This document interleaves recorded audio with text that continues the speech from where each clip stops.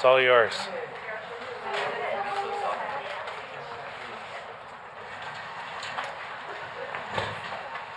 multiverse, the disappointing day that you find out you have identical infinite tuplets, but they all exist in other realities. So basically the multiverse is a term that basically means all the universe.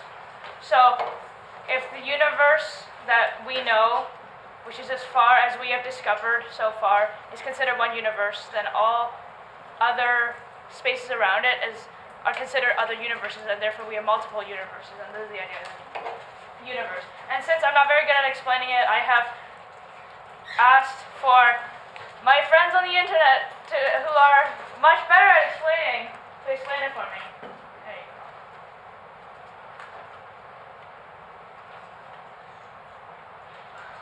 Yeah, this is metaphysics.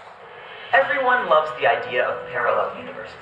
Maybe it's the appeal of an ideal world where you have second chances and things turn out differently. An alternate reality where you do get into Hogwarts and the Star Wars prequels aren't made and you finally plug in your asymmetric computer code correctly on the first try. But is there really a place in science for such wistful speculation? I mean, if the universe is everything that there is, you can't have two versions of it, right? Otherwise the pair would really be everything, and what you started off calling the universe wasn't. The problem here is terminology. Physicists speaking informally often say universe when they really mean observable universe. That is, the part of the whole universe that we've so far been able to see. And it's perfectly fine to talk about multiple different observable universes. For example, an alien near the edge of our observable universe will see parts of the whole universe that we can't yet see, because the light hasn't had time to reach us yet. But that's a well-understood question and not what physicists normally talk about when they discuss multiple observable universes, or multiverses. So let's cut to the chase. In physics, the word multiverse normally refers to one of three distinct and largely unrelated proposed physical models for the universe, none of which has been tested or confirmed by experiment, by the way. The three multiverse models are Type 1, bubble universes or baby black hole universes. This is the most straightforward kind of multiverse. The basic idea is that perhaps there are other parts of the universe which are so far away that we will never see them, or are inside black holes, so similarly we will never see them. This kind of model was created as an attempt to explain why our universe is so good at making stars and galaxies and black holes and life. As the argument goes, if each of these separate, mutually unseeable bubbles in the universe had slightly different laws of physics, then by definition we could only exist in one that had the right physical laws to allow us to exist. Like, we have to live in a universe where the Earth could form, because if the Earth couldn't form, then we couldn't be here. If you're not convinced by this logic, don't worry too much. There's not yet any experimental evidence for this kind of multiverse. Multiverse Type 2, membranes and extra dimensions.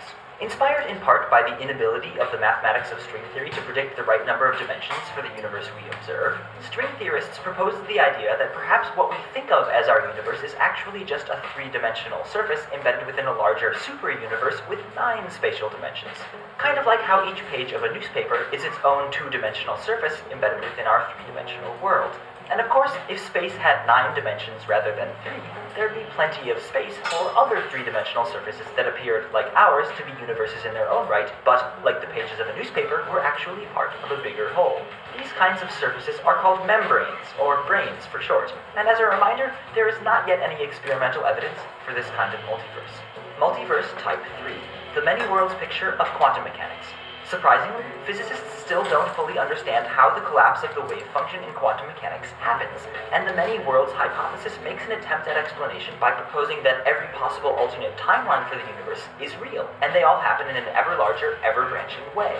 Like a universal choose-your-own-adventure where every possible story happens. If this were the case, we might not realize it because we'd be stuck living out just one of the infinitely many possible lives available to us. In some ways, Many Worlds is similar to the bubble multiverse model by proposing maybe anything that can happen does, and we just happen to exist in the series of happenings that were necessary for us to exist. If you're still not convinced by this logic, don't worry, there's not yet any experimental evidence for this kind of multiverse. Of course, if you want to get imaginative, you could also combine several of these models together into a multi-multiverse, a new super-speculative model based itself on speculative and experimentally unconfirmed models. But that's not to say that we couldn't test these multiverse hypotheses. For example, if our observable universe were really just one of many disconnected bubbles or membranes, and if it happened to collide with another bubble or membrane sometime in the past, then that collision would certainly have had some sort of effect on what we see when we look up at the night sky. On the other hand, the many worlds interpretation might be tested fairly soon, since experimentalists are becoming increasingly able to manipulate and control ever larger quantum mechanical systems in their labs, systems that approach the line between the quantum realm and our everyday experience. So as always, we must remember that physics is science, not philosophy, and in our attempts to explain the universe that we observe, we have to make claims that can in principle be tested, and then test them.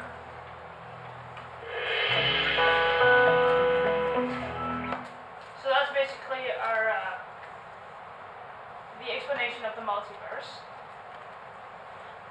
So just to recap, your first level